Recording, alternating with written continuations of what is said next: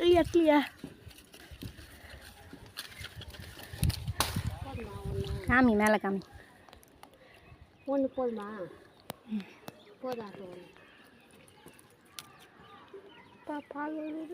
பங்கு போட்டு வாங்க போகலாம் போதும் ஒன்று வாங்க வீட்டு போட்டுக்கிறாங்க நல்லா எட்டாவது எனக்கா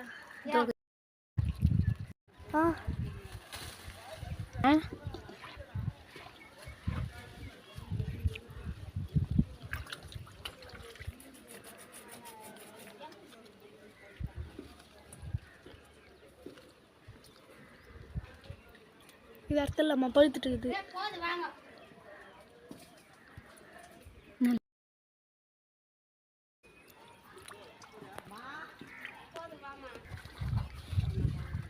அது தண்ணி போகக்கூடாது மூடி வச்சுக்கிறாங்க